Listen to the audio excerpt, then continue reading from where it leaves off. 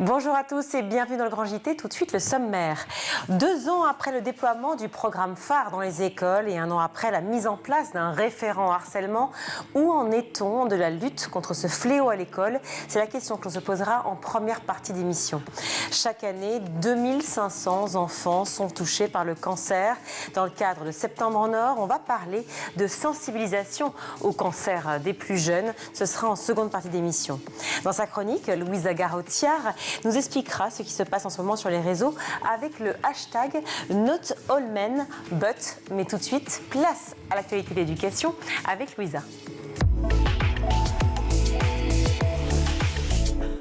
Bonsoir Louisa.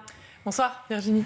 On ouvre ce journal avec la démission du ministre de l'économie qui redevient enseignant. Oui, je retourne à mes premières amours. Bruno Le Maire, locataire de Bercy depuis 7 ans, a fait ses au revoir au ministère en fin de matinée en annonçant revenir à l'enseignement. Il a posté un message sur son compte X. On l'écoute. Maintenant, une nouvelle page va s'écrire pour moi et je vais revenir à mes premiers amours, l'enseignement. J'ai été professeur de français au début de ma vie professionnelle. Je vais à nouveau enseigner et je peux vous dire que c'est avec beaucoup d'enthousiasme que j'attends de retrouver des étudiants pour pouvoir échanger, transmettre et comprendre le monde qui vient. J'espère bien que nous allons garder le lien que nous avons tissé pendant 7 ans et donc je vous dis à bientôt. Alors, s'il ne précise pas où il enseignera, on sait que des discussions ont eu lieu avec l'université de Lausanne, mais l'ex-ministre des Finances n'a pour le moment rien confirmé. Affaire à suivre donc. Côté éducation, toujours les syndicats d'enseignants en colère. Ils mettent en garde les députés face à une école en dépression. Ce mercredi 11 septembre, les syndicats d'enseignants de la primaire, du collège et lycée ont été auditionnés par la Commission des affaires culturelles et de l'éducation de l'Assemblée nationale afin de demander un nouveau cap politique. Alors la commission, présidée par la socialiste Fathia Keloua-Hachi, avait pour ambition d'effectuer un état des lieux en cette rentrée scolaire. L'école est à un point de bascule, de rupture. L'éducation nationale est jugée en dépression. C'est ce qu'ont rapporté les syndicats d'enseignants. Ghislaine David, co-secrétaire générale de la FSU-SNUP, affirme que cette rentrée marque une étape supplémentaire dans la dégradation du service public de l'éducation et la crise de recrutement sans racine, car ce ne sont pas que les enseignants qui sont touchés, mais aussi les accompagnants d'élèves en situation de handicap. Alors, quelles mesures demandent les syndicats ? Plusieurs points. Tout d'abord, la suppression du choc des savoirs et des groupes de niveau, rebaptisés groupes de soutien par la ministre de l'Éducation démissionnaire Nicole Belloubet, groupe de soutien jugé entreprise de tri des élèves par la secrétaire générale du SNES-FSU, Sophie Vénétité. Il demande ensuite l'augmentation immédiate des salaires sans contrepartie, bien que Céline Calvez, députée Ensemble pour la République, souligne que le budget n'a cessé d'augmenter depuis 2017. Ensuite, il demande l'abandon du pacte enseignant qui permet aux enseignants volontaires d'effectuer des heures supplémentaires en échange d'une meilleure rémunération. On y retrouve aussi une meilleure inclusion des élèves en situation de handicap, une augmentation des formations à l'enseignement spécialisé. Votez ce qu'il faut et ne nous obligez pas à organiser des grèves et des manifestations. C'est ce qu'a précisé la co-secrétaire fédérale de Sud Éducation, Nara Clédera.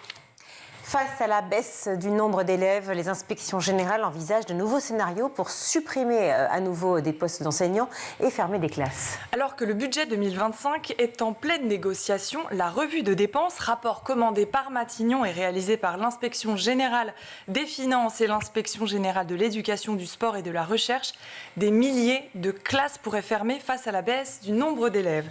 Ce rapport a été commandé afin de tirer parti de la diminution du nombre d'élèves dans les années à venir afin de réaliser des économies budgétaires et supprimer des postes d'enseignants.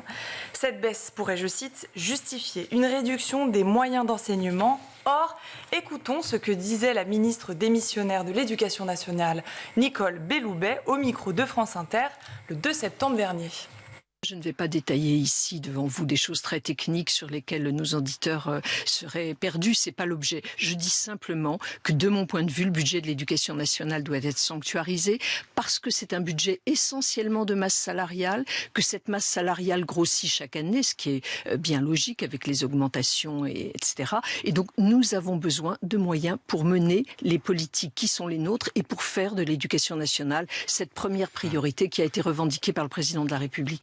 Ce rapport, commandé par Matignon, précise que si les moyens de l'éducation nationale se sont déployés, les évolutions démographiques de la population des personnes de moins de 30 ans n'ont pas pleinement été prises en compte. D'après ce graphique qui fait état des évolutions attendues des effectifs des élèves des premiers et second degrés entre 2023 et 2028, le nombre d'élèves devrait encore diminuer. Moins 252 000 à l'école élémentaire et moins de 132 530 élèves au collège. 3 scénarios possibles sont envisagés par les auteurs du rapport. 1. Identifier des classes à effectifs réduits par rapport à la moyenne nationale afin de répartir des élèves dans d'autres classes.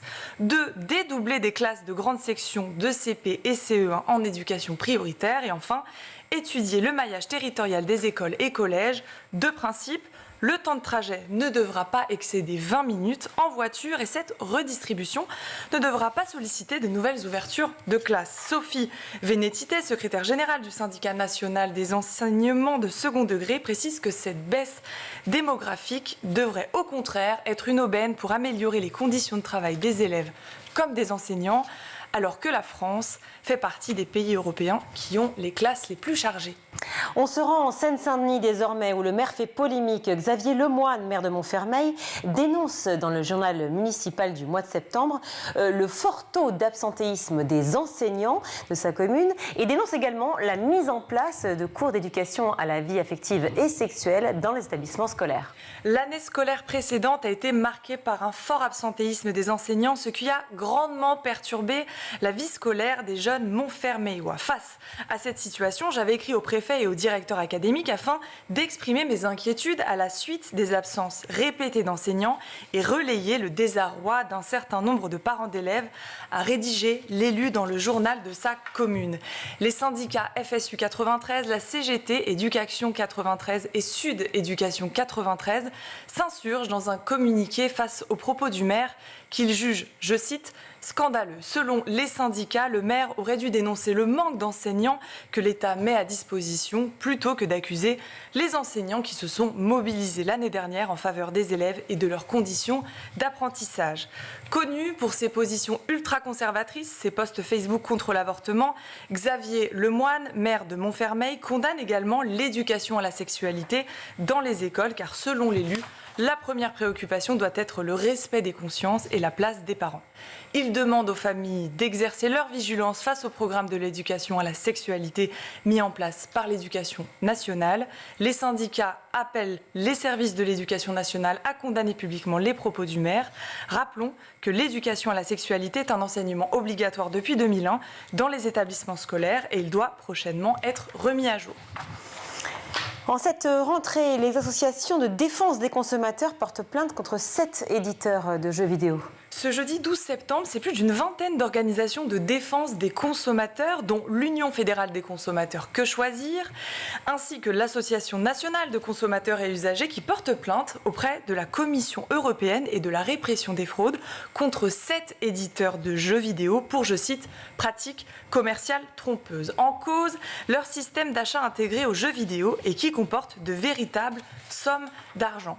Le Bureau européen des unions de consommateurs estime que plus d'un Européen sur 2 se distrait avec des jeux vidéo, un taux qui monte à 84% chez les 11-14 ans. Les enfants dépensent près de 40 € par mois dans des achats à l'intérieur des jeux vidéo. Ces associations reprochent de ne pas afficher les prix en euros des objets virtuels proposés. Problème, les joueurs doivent dans la plupart des cas acquérir de l'argent virtuel afin de débloquer des niveaux, des modes ou encore des objets en échange d'une somme d'argent qui, elle, est bien réelle. Les entreprises sont parfaitement conscientes de la vulnérabilité des enfants et utilisent des astuces pour inciter les jeunes consommateurs à dépenser davantage, affirme Augustine Reyna, directeur général du Bureau européen des unions de consommateurs.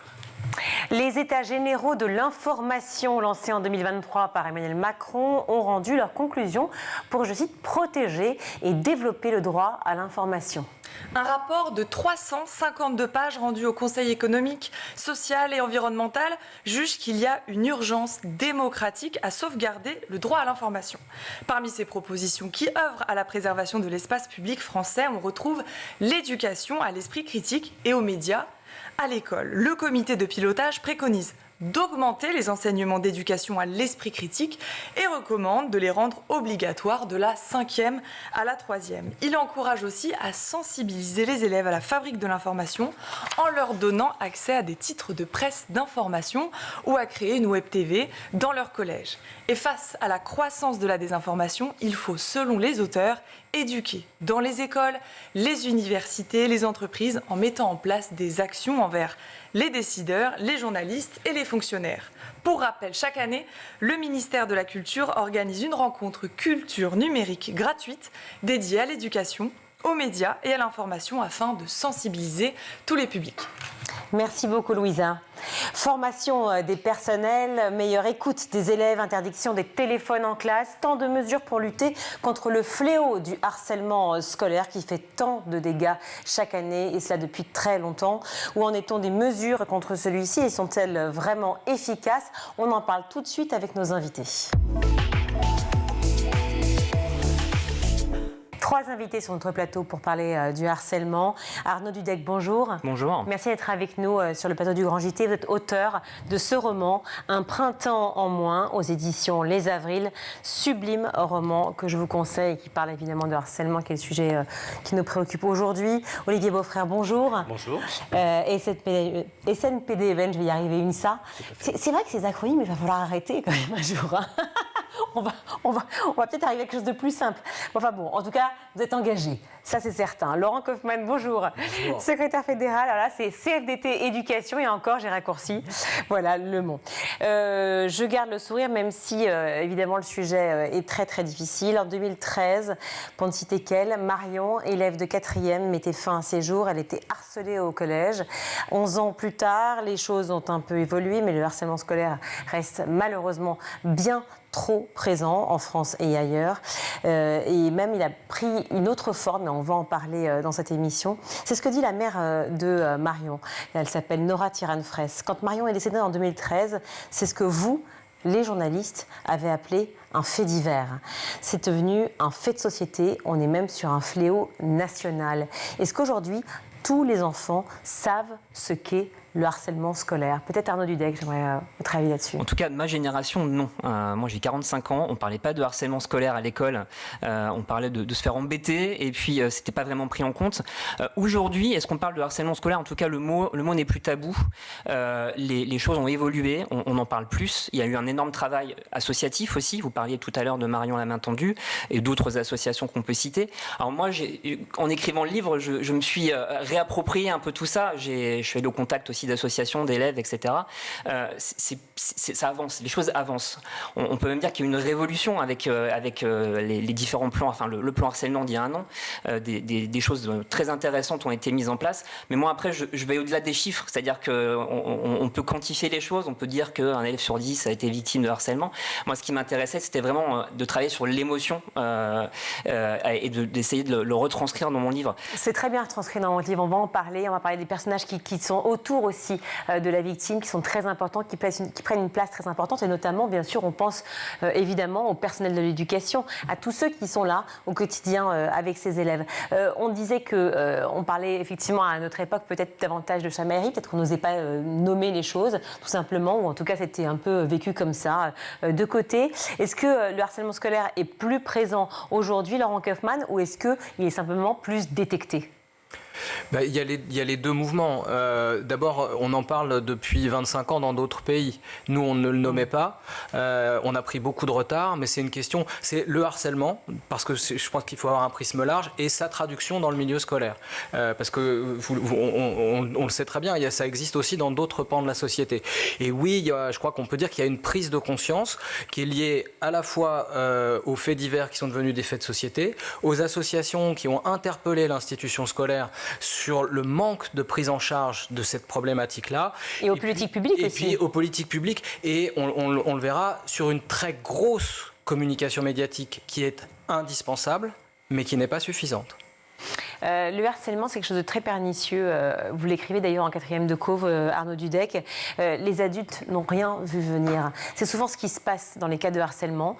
Un enfant qui vit une situation, il a du mal à se confier dans la plupart du temps, Olivier Beaufrère. Et c'est vrai qu'on va en parler, évidemment, du point de vue de la victime, du point de vue des enfants. Mais il y a aussi le point de vue des personnels de l'éducation. On en parle peu et c'est extrêmement lourd à porter pour eux. C'est lourd à porter. C'est pas forcément facile, mais il est vrai que maintenant, depuis quelques années, on prend peut-être plus en compte, on accompagne. Alors il y a un dispositif qui s'appelle le programme de lutte contre le harcèlement, le dispositif phare, qui a été mis en place depuis maintenant 3 ans, qui est généralisé. Et on a vraiment travaillé sur mesurer, former, comment on peut travailler avec les partenaires, et on a commencé à sensibiliser peut-être beaucoup plus finalement dans les établissements. Et dans les établissements, on s'est retrouvé globalement peut-être moins seul et plus préparé. Je dirais pas armé, mais plus préparé effectivement. Cette prise en compte, elle existe aujourd'hui. On en parle, on ose en parler et on a constitué des équipes qui commencent effectivement à travailler au local, dans les établissements, à recevoir effectivement la parole effectivement du jeune. Pas toujours encore des familles, je pense qu'on a encore des vrais points de progrès à mettre en œuvre. Mais il y a déjà une ébauche qui est là et sur laquelle on doit s'appuyer. Arnaud Dudek, Un printemps en moins aux éditions Les Avrils. Je disais, les adultes n'ont rien vu venir, ni même les injures en classe, ni ce matin, je cite, de mai, où Gabriel n'a plus supporté de voir son adolescence volée par ses harceleurs. Ce jeune Gabriel, il était là chaque jour et il luttait. Un jour, il a voulu, et vous le racontez beaucoup mieux que moi bien sûr, il a voulu parler à ses parents, il s'est dit c'est maintenant, puis finalement il a demandé une part de tarte. Oui, il n'y est pas arrivé parce que c'est difficile de libérer la parole, même si aujourd'hui, aller voir un psy, c'était plus courant qu'il y a une dizaine d'années. C'est souvent des élèves en fait qui ne sont absolument pas détectables, qui passent sous les radars. Ils continuent à rire, ils continuent à sortir, ils continuent à bien s'habiller, à faire attention à leurs vêtements, à leur coupe de cheveux. Et les parents, ils sont pris par leur quotidien. Ils rentrent tard, parfois ils confient les enfants à des nounous et ils les voient à peine le matin. Il y a une liberté totale aussi au niveau des réseaux sociaux. On sait très bien que de plus en plus de jeunes de 12 ans ont déjà des comptes sur TikTok et Instagram. Et parfois, les parents ne sont pas abonnés au compte. Puis, c'est un peu la liberté de chacun. Donc, ça peut évidemment, encore une fois, passer sous les radars complètement. Et les parents ne rien voir, comme dans cette histoire où on a une famille recomposée, des parents divorcés, un père qui voit son fils une semaine sur 2, et puis une partie des vacances, qui ne rentre pas dans la sphère privée de l'enfant, c'est-à-dire qu'il ne va jamais dans la chambre de son collégien de fils et il va évidemment pas lire son journal intime et il passe à côté. Et après, à part culpabiliser et mettre ça sur le dos du système éducatif, des réseaux sociaux, on ne peut que souffrir. On part du principe que la plupart des parents aiment leurs enfants, ils veulent leur bien pour leurs enfants, qu'ils aimeraient être au plus près d'eux et bien sûr s'occuper d'eux au maximum, mais c'est toujours difficile de détecter. Et surtout, c'est vrai qu'une situation est compliquée lorsqu'un enfant, comme vous le dites, garde le sourire, est là au quotidien, continue de dire non, ça va. Il fait la même chose aussi avec ses copains. En fait, ce n'est pas que le rapport avec les parents, c'est que finalement, se charrier, ça fait partie aussi du quotidien. C'est là où c'est difficile, parce qu'en tant qu'anciens élèves, tous, on a pu faire partie à la fois des brebis, c'est-à-dire de ceux qui ont subi le harcèlement, mais on a pu aussi faire partie de la meute, et sans s'en rendre compte. Moi, j'ai des souvenirs très, très forts de gamins, quand je voyais un gamin un peu différent, voir sa trousse vidée dans le petit ruisseau qui coulait près de chez mes parents, et où j'ai rien fait. C'est aussi ces images-là qui m'ont porté pendant l'écriture du livre. On peut être des deux côtés de la barrière en un clin d'œil, tout simplement parce qu'à un moment, on se fait embêter à l'école, et puis on est très content que ce soit un autre qui prenne le relais. Donc il y a aussi ce phénomène-là qui est important, et essayer de détecter aussi la situation où on est le harceleur. Détecter, ça nous rappelle un mot important aussi par rapport à l'éducation, et notamment ce fameux référent harcèlement qui doit être présent au sein de chaque établissement. Est-ce que déjà c'est le cas, Laurent Kaufmann, partout? Est-ce qu'on est sur des équipes constituées ou réellement on est encore dans une lutte J'aimerais vous dire oui. D'abord, vous dire aussi qu'on ne sait pas célébrer aussi ce qu'on sait faire dans l'éducation, et il y a beaucoup de choses qu'on fait déjà depuis longtemps et qui ont permis que il y avait des cercles vertueux. peu. Le programme phare et son financement, comme le disait Olivier, a amorcé des choses. Il faut dire aujourd'hui qu'il y a un arrêt du financement pour un certain nombre de priorités. On a tellement de priorités à mettre dans un établissement scolaire, la laïcité, le harcèlement, le décrochage scolaire. Et cette année, à la rentrée, on a fait une enquête dans les établissements scolaires et on a des collègues qui nous disent qu'ils n'ont pas le financement pour le référent harcèlement comme ils ont pu l'avoir autrefois. Donc c'est pour ça qu'il y a un très grand... Pourquoi j'aimerais comprendre ça, c'est important. Vous avez une idée, Olivier Beaufrère, parce que pourquoi tout d'un coup, il y aurait de l'argent qui serait présent pour ça une année et l'année suivante, tout d'un coup, coupe budgétaire. Enfin, c'est pas la dissolution qui a fait ça. Non, il y a effectivement, logiquement, cette année, une IMP, une indemnité pour mission particulière, qui doit être fléchée harcèlement à peut-être quelques académies qui n'ont encore pas donné toutes les IMP. Logiquement, c'est prévu. Donc ça doit arriver. Maintenant, effectivement, la plus grande difficulté aussi, c'est de pouvoir trouver aussi ces référents, parce qu'il faut se rendre compte qu'aujourd'hui, l'école porte tellement de chantiers, de causes, que globalement, il faut un très très grand nombre de référents, de personnes en charge, et ça devient un peu plus difficile à trouver. Mais ce qu'on peut dire quand même, et je laisse la parole après, c'est qu'effectivement, les équipes se mettent en place, le référent se met en place, les équipes que l'on constitue commencent à travailler, mais il faut aussi laisser un petit peu de temps pour que tout puisse se finaliser. Vous vouliez ajouter, je vous ai coupé. Non, simplement, encore une fois, on est dans le décalage difficile de la communication médiatique, encore une fois indispensable pour la prise de conscience et qui a permis des choses, et puis le réel, et Olivier vient de le dire, le travail au sein de l'institution scolaire, et notamment sur cet âge qu'est l'adolescence, parce que les choses commencent, il peut y avoir des situations de harcèlement dans le premier degré, mais c'est quand même un peu différent. L'adolescence renforce aussi la complexité de la vie en groupe, de la découverte de soi au travers des autres, et effectivement les réseaux sociaux, voilà, qui amplifient. Quand on découvre des situations en établissement, c'est très très rare qu'il n'y ait pas eu des choses amplifiées sur les réseaux sociaux. Donc nous on est très inquiets parce que, comme le dit Olivier, il y a une charge de travail. On a demandé aux enseignants, on demande à l'école de plus en plus de choses, et il y a un moment donné, je crois que c'est aussi pour ça qu'il y a un débat absolument indispensable sur la place de l'école et le projet de l'école, et qui doit prendre en compte le climat scolaire au sens large, c'est-à-dire pour tous les acteurs. Ça veut dire qu'il faut prendre en compte davantage la parole de l'usager. On parlait du passé, je crois que nous on a vécu des scolarités probablement plus faciles. Aujourd'hui il y a beaucoup de choses qui ont progressé, mais la prise en compte de la parole de l'usager. L'usager, c'est l'enfant. L'enfant, sa famille, le parent d'élève. On est encore loin du compte. Et puis, l'institution parle de formation, mais pour avoir fait beaucoup de formations sur un certain nombre de sujets, on est sur de la sensibilisation, qui est importante, qui est une étape, mais derrière, il faut continuer de donner des moyens pour mettre des adultes dans les établissements scolaires qui soient formés et qui apprennent à travailler ensemble. Et tout ça, c'est 3 phrases, mais c'est 10 années de travail, et il faut décider de le faire, et surtout, de ne pas changer de braquet. Il y a 2 ans, c'était la priorité à la laïcité. Maintenant, c'est la priorité au harcèlement. On a eu la priorité au décrochage. Tout est prioritaire et d'un moment donné, plus rien ne l'est. Et nous, aux commandes de nos établissements, on arrive à mettre des choses en place. On a un outil, on en reparlera peut-être, l'enquête locale de climat scolaire, qui est quelque chose qui a été influencé par Éric de Barbieux et par des recherches dans d'autres pays, qui permet de savoir très finement ce qui se passe dans un établissement scolaire, de l'ensemble du point de vue de tous les adultes et des élèves, et qui nous permet après, nous en tant que pilotes, de prendre des décisions et de pouvoir agir, parce qu'on peut encore agir, on peut faire des choses, et on peut mettre cette logique à mal, la logique du harcèlement, par un travail collectif. Vous parlez de formation, évidemment, c'est un sujet aussi qui revient souvent quand on parle d'éducation. Phare, c'est 53 189 personnes formées, dit-on. Et déjà, est-ce que... Voilà, j'étais sûre qu'il y avait... Mais, disons, informés. Voilà, sensibilisés. Je préférerais le terme informé. On a eu, en gros, la mise en œuvre d'un dispositif sur une année. C'est 2, 3, 4 visios. C'est les équipes regroupées éventuellement une fois.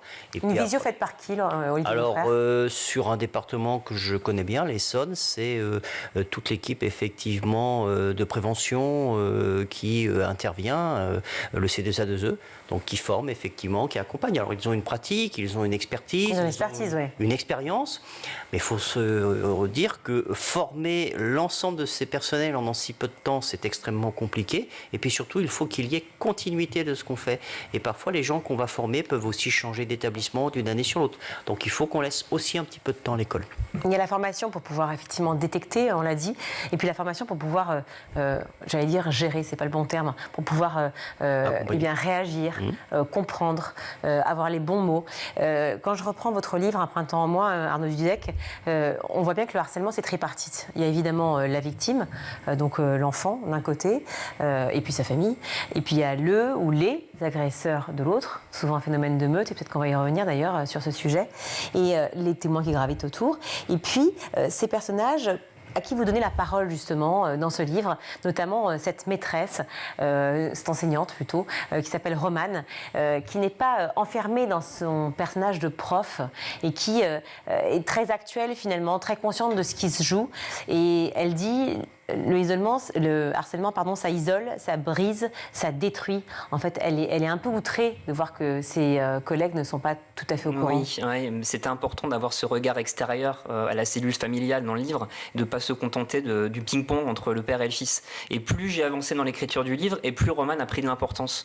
Et en termes de nombre de chapitres, je crois qu'on est quasiment autant que le père. Ce regard extérieur et cette enseignante, je l'ai voulu un peu cassant les clichés, c'est-à-dire que c'est une jeune prof de 25 ans qui en est à son premier ou deuxième établissement, qui est encore très fraîche en fait. Voilà, qui a pardon pour les autres, qui a cet œil neuf.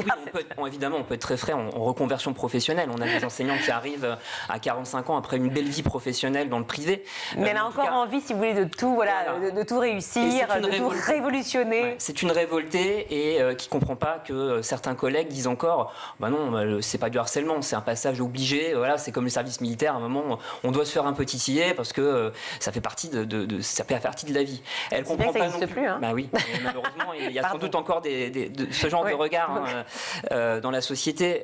Il y a cette révolte permanente. Elle veut faire plein de choses et elle est à chaque fois bloquée par l'administration parce que c'est compliqué de monter un projet, qu'il va falloir remplir 12 documents CERFA et qu'il va falloir passer par le conseil d'administration et elle se prend en plein fouet en fait cette affaire. C'est pas son élève. C'est pas sa classe. Elle a simplement croisé Gabriel dans les couloirs et ils ont parlé 2 minutes 30 de littérature. Parce qu'un livre est tombé. Voilà, parce qu'un livre est tombé. Mais elle le voyait comme un élève timide dans les couloirs, rien de plus.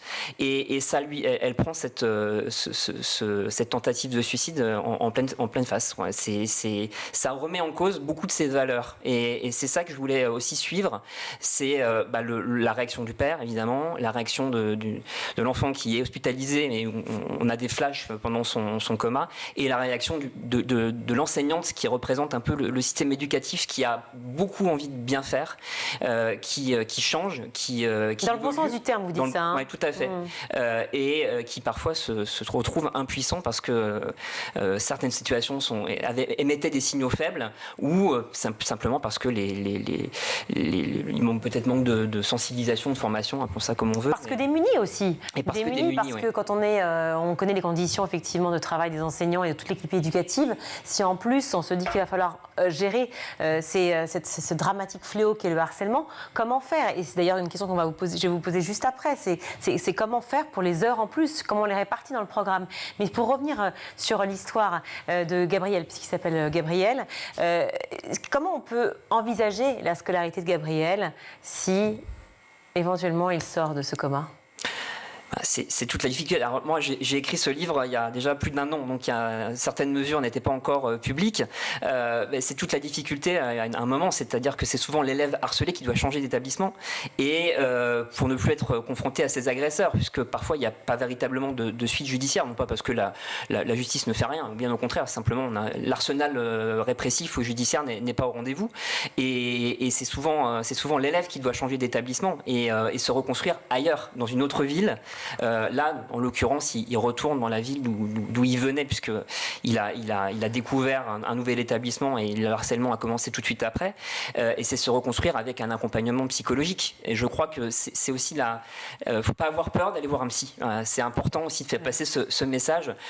Faut pas avoir peur de frapper la porte d'un professionnel et parler. Et c'est aussi comme ça que lui, il s'en sort, sans spoiler, en parlant à quelqu'un d'extérieur qui a un autre regard de professionnel sur sa situation. Voilà, un psy qu'il a la chance de rencontrer grâce à sa famille, mais il y a aussi les psys, justement, en milieu scolaire, qui sont malheureusement trop peu nombreux ou nombreuses. Quelle charge, justement, Olivier Beaufrère, pour le personnel éducatif? La charge, j'allais dire, de cette formation au harcèlement, la charge de devenir éventuellement le référent harcèlement à l'école ou faire partie de l'équipe, puisqu'il y avait des binômes, vous en avez parlé, Laurent Kaufmann, un binôme prof-assistance sociale éventuel. Est-ce que c'est fait, ça, déjà? Voilà, quelle charge? Les équipes existent. N'oublions pas qu'il y a bien sûr l'enseignant, il y a également les CPE, la vie scolaire, du personnel annexe, professeurs documentalistes, qui peuvent à un moment donné être là en réception. Mais excusez-moi, c'est du dévouement personnel?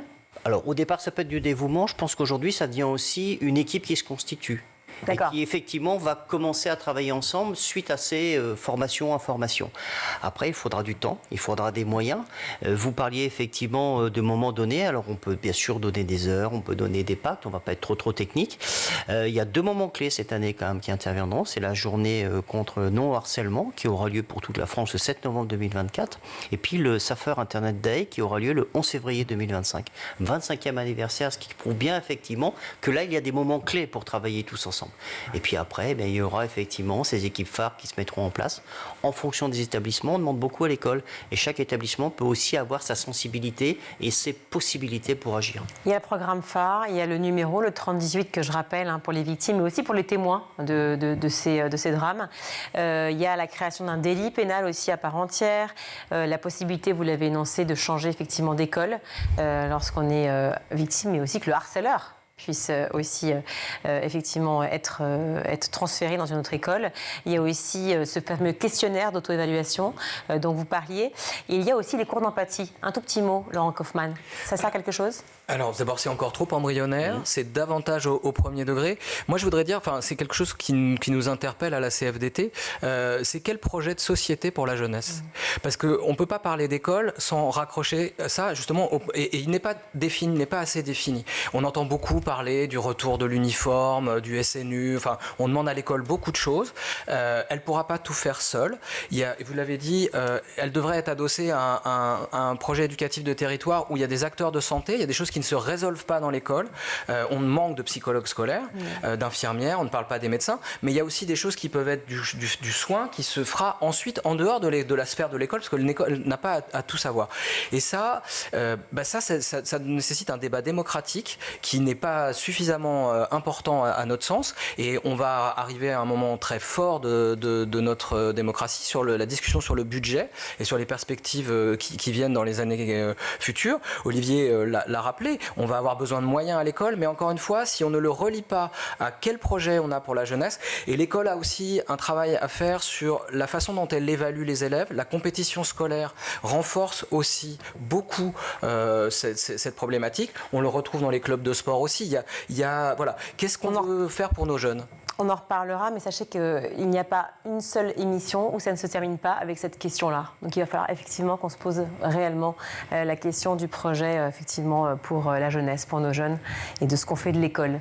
Merci mille fois à vous trois d'être venus sur ce plateau. Je rappelle, Arnaud Dudek, votre livre Un printemps en moins aux éditions Les Avrils. Courez l'acheter. Olivier Beaufrère, merci beaucoup d'être venu sur ce plateau, ainsi que Laurent Kaufmann. Merci à vous. On marque une courte pause dans le Grand JT et on se retrouve tout de suite.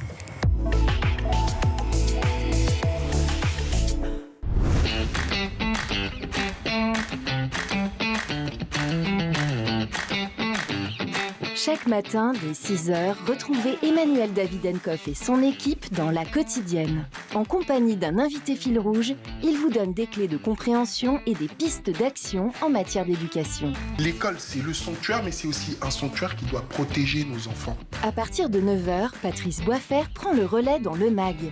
Au cœur des territoires, la parole est donnée tous les jours aux élus locaux et régionaux, ainsi qu'à ceux qui font l'école. Initiatives locales, projets éducatifs, l'équipe du MAG met en avant ceux qui cherchent à faire bouger les choses. Et donc nous devons en permanence ajuster, accompagner les jeunes évidemment, mais aussi les familles et faire en sorte qu'ils puissent étudier dans des lieux le plus agréables possible. À 12h30, School TV vous propose de plonger dans l'école du futur. Avec ses invités, Philippine Dolbeau décode et teste les nouvelles technologies mises au service de l'éducation. Comment éduquer nos enfants à l'ère du numérique? Élément de réponse avec une équipe de chroniqueurs à la pointe des tendances tech. Nous, notre point, c'est de dire qu'avec l'expansion du numérique et la prépondérance des écrans, il est normal de donner à la littérature les moyens de se battre à l'heure du numérique. Tous les soirs à 20h30, dans le grand JT de l'éducation, Virginie Guillaume fait le point sur l'actualité du jour.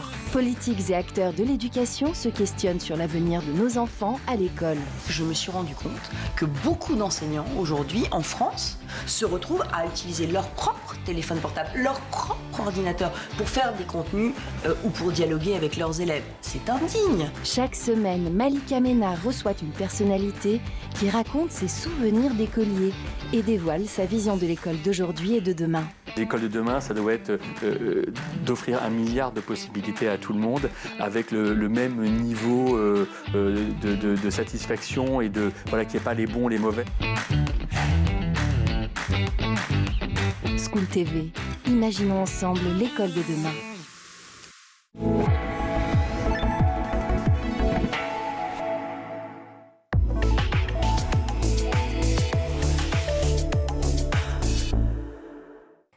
De retour dans le Grand JT, je suis ravie d'accueillir Wilfried Briand. Bonjour. Bonjour Virginie. Merci beaucoup d'être avec nous. Vous êtes membre de l'association Grandir sans cancer.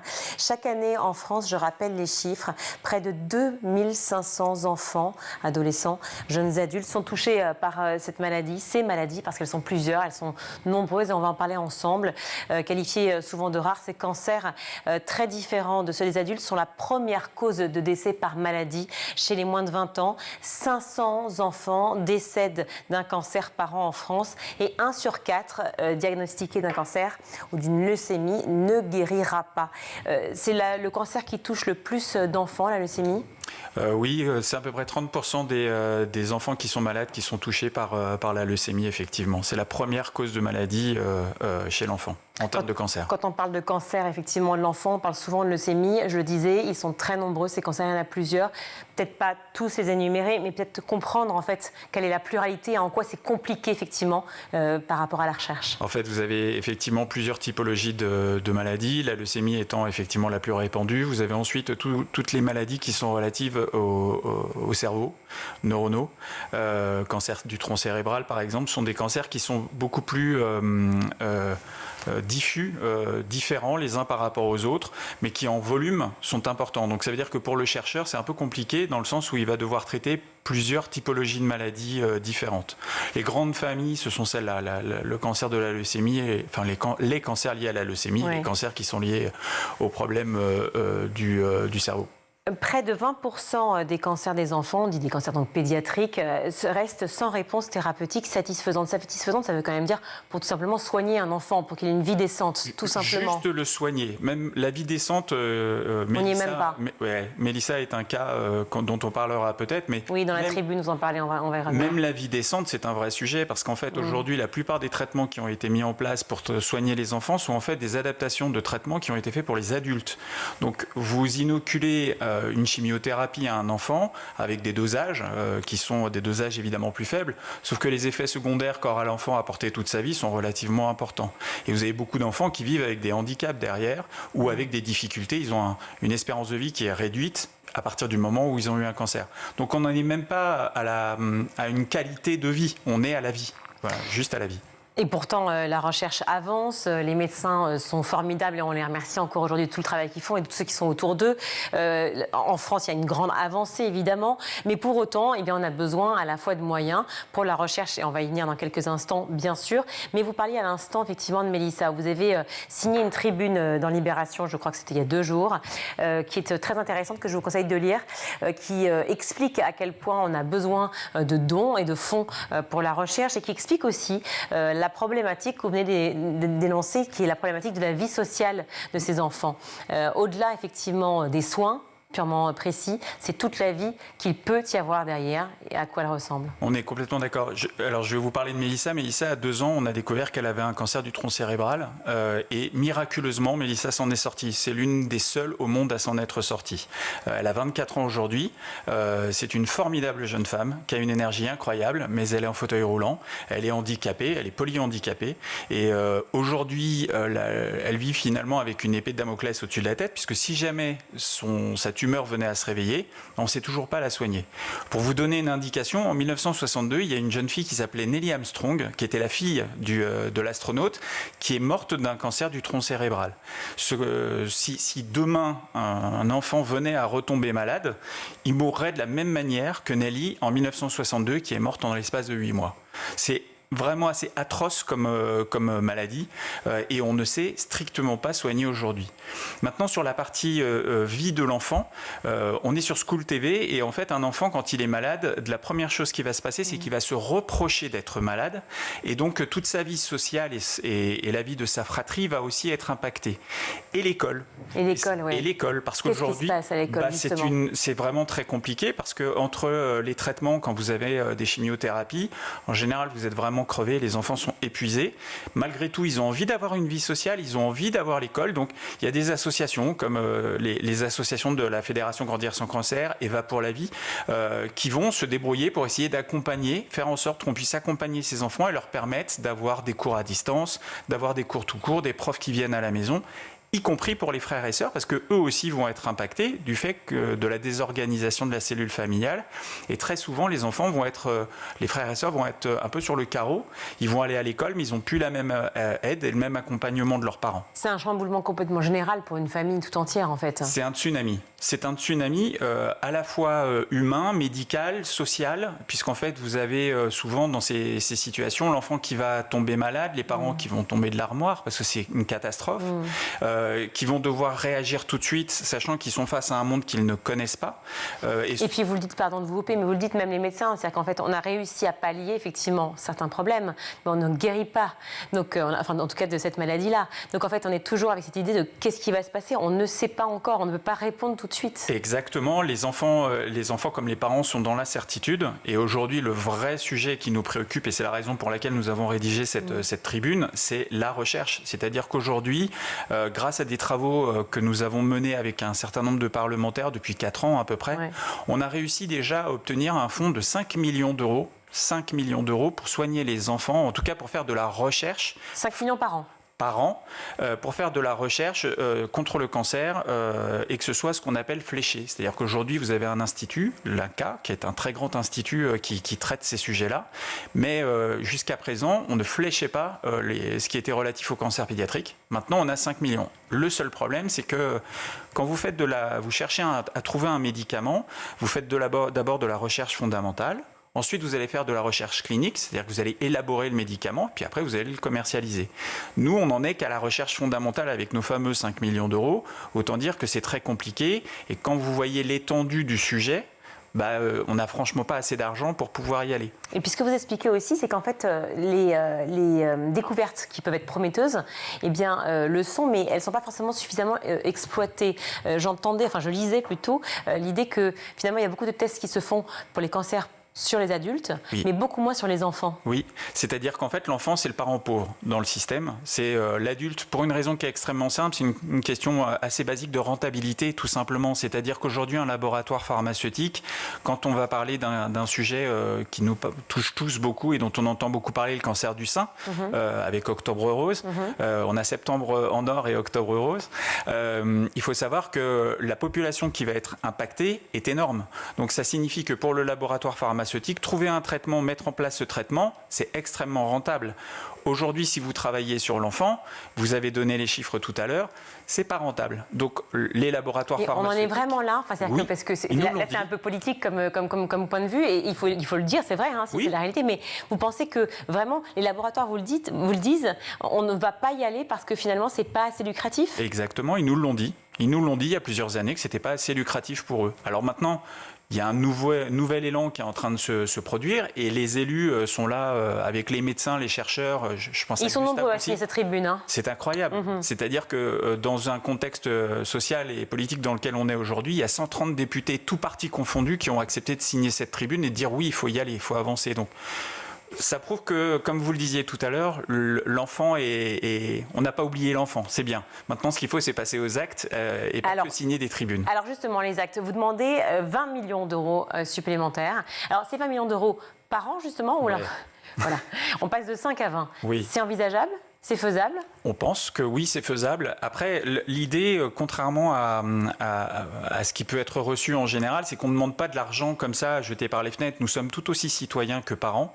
Et donc, en l'occurrence, quand on demande ces 20 millions d'euros, c'est pas ad vitam aeternam. Et l'idée, c'est de financer des laboratoires, mais surtout des start-up, puisqu'on a aujourd'hui un vivier de start-up en France incroyable dans ce domaine-là, qui ne demande qu'une chose, c'est de pouvoir travailler pour pouvoir créer des solutions, des médicaments, des traitements, et que ces traitements puissent être vendus tant sur le territoire français, mais aussi en Europe, dans le monde. Donc, quelque part, ces 20 millions qu'on met sur la table, ces 20 millions, 25 millions, du coup, qui nous serviront aussi à redévelopper notre industrie médicale, redévelopper notre industrie pharmaceutique sur notre territoire français, pour pouvoir faire en sorte de soigner juste ce qui est la prunelle de nos yeux, nos enfants. Il y a un autre thème qui revient aussi souvent dans l'éducation, donc c'est similaire avec la santé, c'est la notion de temps. Toutes les démarches administratives, les enseignants en parlent beaucoup, toute l'équipe pédagogique côté éducation en parle beaucoup, et je vois que c'est la même chose aussi côté santé. Dans la recherche, en fait, le temps de recherche, les tâches administratives ne sont pas prises en charge. C'est une folie. Alors le temps administratif pour la recherche est phénoménal. Il faut savoir qu'un chercheur va passer 30 à 40% de son temps à faire de la recherche de financement, juste de la recherche de financement. C'est-à-dire qu'il passe la moitié de son temps à essayer de trouver de l'argent et la moitié à chercher. Comment peut-on en arriver là ? Il faut absolument qu'il passe plus 80% de son temps à chercher qu'autre chose.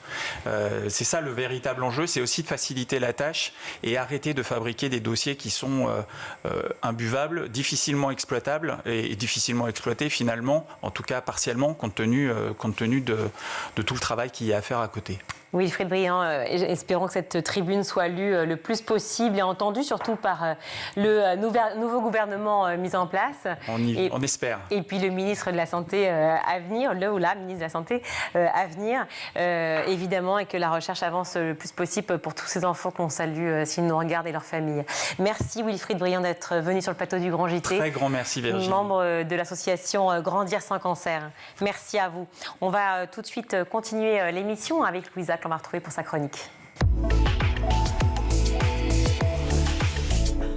Louisa, vous voulez revenir sur l'expression « not all men but », c'est une expression qui refait surface depuis l'affaire des viols de Mazan.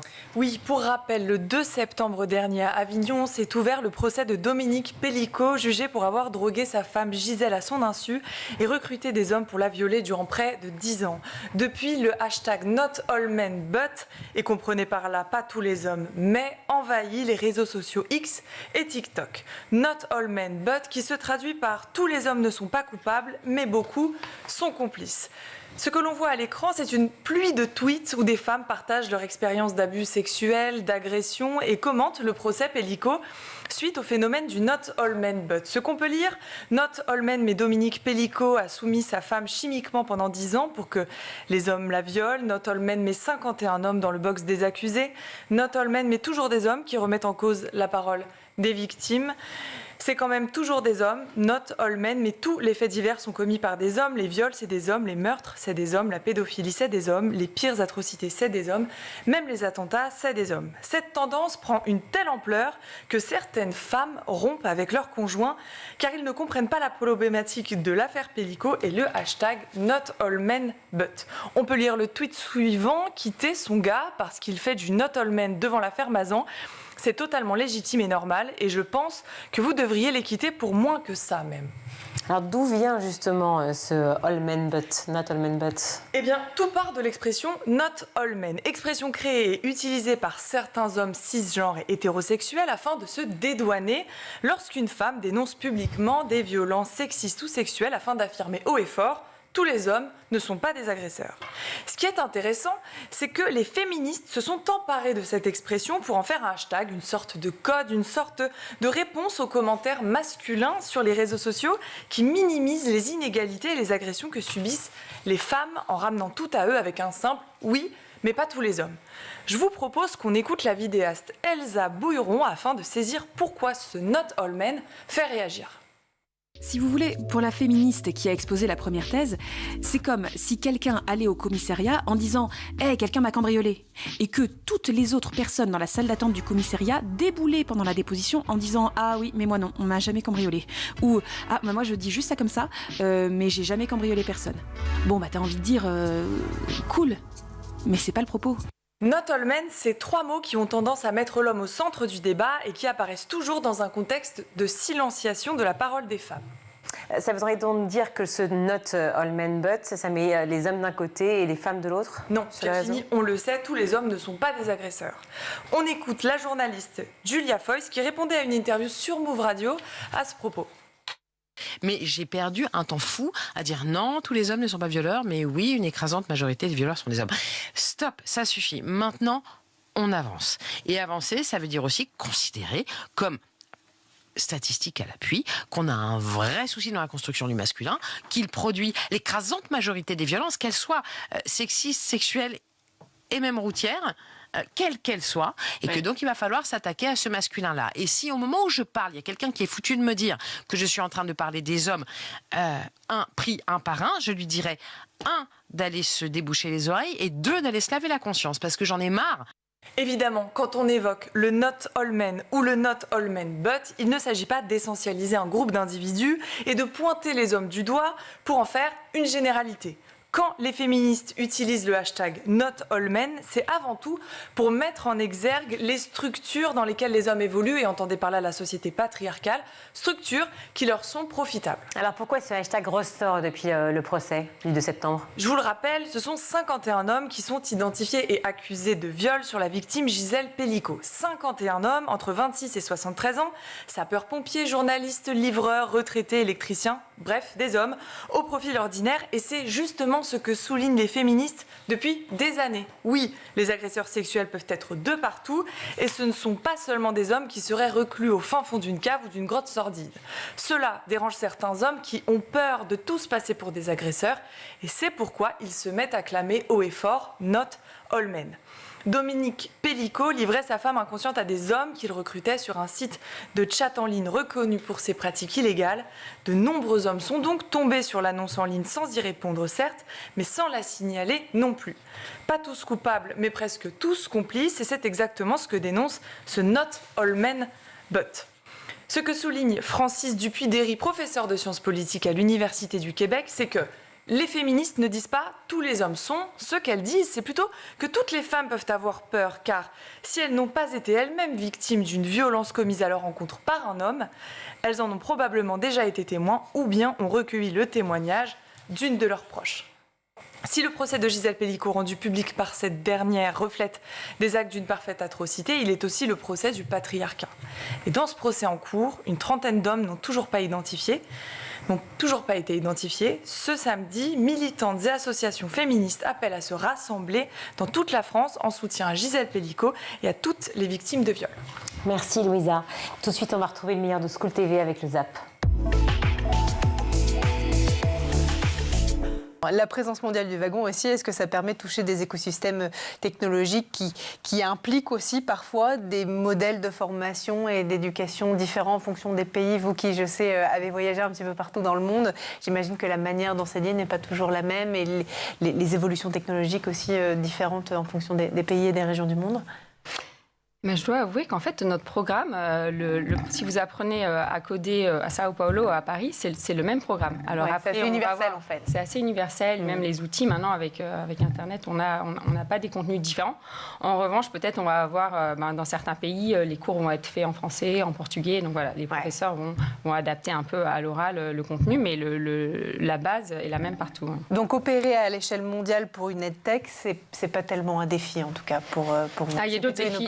défis opérationnels de recruter une nouvelle personne qui va s'occuper de Sao Paulo. Il y a des défis autres, surtout de recrutement, je dirais, mais en termes de bien sûr, il faut aussi qu'on ait la même qualité partout, mais en fait, c'est vrai que notre plateforme technologique permet justement cette homogénéité sur tous les campus. Comment se passe cette rentrée? Est-ce qu'elle est plus facile? C'est-à-dire c'était peut-être pas très dur au final que celle de l'année passée où on se souvient que entre 174 et 180 élèves étaient sur le carreau puisque 2 écoles avaient brûlé suite aux émeutes. Ça s'est passé comment cette année? Alors ça s'est très bien passé. On a fait une rentrée en musique avec le centre de musique baroque de la ville de Versailles qui nous a fait l'honneur de venir dans l'une de nos écoles avec nos musiciens de la Maison de la musique et de la danse. C'est un partenariat? C'est un très beau partenariat grâce à la préfecture des Yvelines qui permet d'initier à cet art baroque dans nos écoles l'opéra, les instruments, tout le patrimoine historique avec également l'hôtel des Menus Plaisirs à Versailles que l'on peut visiter régulièrement. Donc c'est un magnifique partenariat dont on est très fiers, qui a permis à cette rentrée de se faire. Île-de-France Mobilité nous finance aussi les bus qui permettent d'emmener nos enfants du quartier où les écoles ont brûlé jusque dans le nouveau quartier et dans cet établissement qui est prêté par la région et qui permet d'accueillir 5-10 minutes de bus. Voilà, une dizaine de minutes de bus. Une ligne de bus qui est gratuite pour les familles, qui coûte quand même 300 000 € par an à Île-de-France Mobilité et à 50 ans en Yvelines, qui prennent en charge ce transport. Donc une rentrée qui s'est faite dans les meilleures conditions. Et vous l'avez rappelé, l'année dernière, une rentrée aussi de manière très positive, avec une organisation d'un temps record pour aménager 8 salles de classe dans l'école qui accueille les enfants. Et puis, pour mettre en place ces lignes de bus, c'était mission impossible, mais grâce à la région Île-de-France, grâce à Saint-Quentin, on l'a fait. Et puis le département des Yvelines, qui est extraordinaire, qui nous aide pour la reconstruction du nouveau groupe scolaire Horizon 2026 pour la rentrée. Avoir des élèves compétents en langage courant, on se dit, c'est plutôt bien. Pourquoi ça pose problème ? Oui, alors le problème, c'est que ce mot de compétence, c'est un mot qui est un mot du langage courant, mais qui a effectivement été repris il y a une quarantaine d'années maintenant, au niveau mondial, dans un véritable changement de paradigme de l'écriture des programmes scolaires. Donc on est passé de programmes scolaires basés sur des disciplines, le français, les mathématiques, l'histoire géo, etc., la philo, voilà, à des programmes scolaires basés sur des compétences. Au point 2, dans certains exemples... Savoir raisonner, savoir construire une phrase, savoir... prendre la parole en public, savoir... etc. Au point 2, faire disparaître ou faire passer au second plan les disciplines qui deviennent du coup les moyens de faire acquérir des compétences. C'est-à-dire qu'autrefois, on va dire que quand le concept de compétence est arrivé, c'était le moyen, donc les compétences pour faire acquérir les disciplines. Aujourd'hui, on est vraiment les disciplines pour faire acquérir des compétences. Comment vous anticipez, Virginie, les futures demandes du marché? Comment vous adaptez petit à petit vos programmes, vos formations face à justement ce marché, on l'a dit, qui ne cesse d'évoluer avec notamment de plus en plus de technologies émergentes? Ouais. Ben ça, c'est un des gros enjeux et je pense que ça va l'être pour les prochaines années. Donc, on a recruté une équipe qui est dédiée à la création, à la veille des métiers de demain et de créer le contenu. Donc, aujourd'hui, maintenant, on sort 1 ou 2 bootcamps par an. Avant, on en sortait 1 en 7 ans. Donc ça nécessite une réorganisation d'équipe, une équipe dédiée et c'est comme ça qu'on s'adapte. Voilà. Après, c'est vrai que ça va vite et en plus, il faut aussi mettre à jour toutes nos formations. Parce que, bien sûr, avec l'intelligence artificielle, il y a des nouveaux outils tous les jours. Aujourd'hui, les développeurs utilisent des outils qu'il faut intégrer dans nos programmes et on est constamment en train de les réitérer. La ville a lancé sa plateforme de soutien scolaire en ligne et vous l'avez dit assez rapidement, monsieur le maire, mais je vais le redire, c'est entièrement gratuit. Pourquoi avez-vous justement initié l'installation de cette plateforme ? Alors, parce qu'on a vu l'effet dans d'autres communes, notamment à Élancourt, qui est la commune voisine, qui a beaucoup misé sur le numérique. On a vu que c'était une bannière pour beaucoup de familles d'avoir accès au soutien scolaire gratuitement, notamment pour des familles qui n'ont pas forcément les moyens d'avoir un professeur particulier. C'est une plateforme qui fait ses preuves, puisque ce sont des exercices et des cours qui sont créés, validés par l'Éducation nationale. Et donc, il nous a semblé important pour l'égalité des chances à l'école, pour donner la capacité de réussir, quelle que soit son origine sociale, de miser aussi sur le soutien scolaire qui s'accompagne aussi d'études dirigées que nous avons mis en place. Donc c'est vraiment... L'humain est essentiel, mais pour ceux qui n'y ont pas forcément accès, d'avoir la possibilité de s'entraîner tout en s'amusant, puisqu'il y a aussi un aspect ludique, nous a semblé important. Quand Freinet, alors il y a eu Montessori avant, quand Korczak, quand tous ces gens-là, donc on ne peut pas soupçonner de vouloir opprimer les enfants, ils sont du côté de l'émancipation, ils sont du côté du progrès pour le coup. Quand eux parlent de compétences, c'est autre chose. C'est tout à fait autre chose. C'est-à-dire que eux, ce qu'ils ont en vue, c'est bien évidemment l'action, parce que la compétence va être tournée vers l'action. La compétence, en fait, c'est, dans le vocabulaire technique, c'est la capacité de mobiliser un ensemble de ressources, qu'on va dire donc des savoirs, des savoir-être, des savoir-faire, pour arriver à réussir à répondre de manière efficace à une situation. Voilà. Donc ça, c'est la définition générique. Du coup, c'est la situation qui est au cœur de la compétence. Alors là, on a vu tout à l'heure situation d'entreprise, etc., situation de travail. Bon, du coup, ça rend la compétence très néolibérale.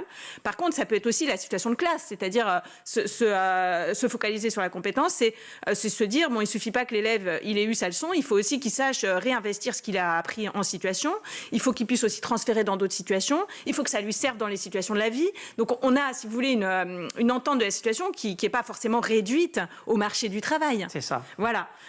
En revanche, donc pour moi, évidemment, il y a une grosse différence. En revanche, il y a deux soucis. Le premier, c'est que comme le sens dominant, c'est celui de la réduction à l'employabilité. Du coup, tous ceux qui parlent de compétences, quelque part, ils vont être récupérés. Voilà. C'est-à-dire qu'ils participent quelque part à la généralisation du concept de compétence. Et d'ailleurs, aujourd'hui, au ministère du Travail, qu'est-ce qu'on dit ? On dit, avant, on se posait la question, ça veut dire quoi la compétence, etc. Aujourd'hui, on se dit, on s'en fiche, c'est pas grave. Ce qui importe, c'est que la compétence progresse. C'est-à-dire que le terme lui-même progresse. Donc finalement, il y a une récupération qui se fait un peu à l'insu de tous ces gens-là qui travaillent dans une autre perspective. Ça, c'est le premier problème. Le deuxième problème, c'est que pour moi, finalement, même si on est tourné vers l'action, il ne faut pas que ça prenne le pas sur la transmission des savoirs. Voilà pour le ZAP, c'est la fin de cette émission. Merci à vous tous de nous avoir suivis. Merci beaucoup Louisa d'être venue dans l'émission. Angèle Jean-Girard à la réalisation ce soir. Au son, c'est Louise Merlin, le maquillage Laure Audemont, Emma Ferré et Laura Girard à la rédaction. On se retrouve bien entendu demain, même heure. Ciao.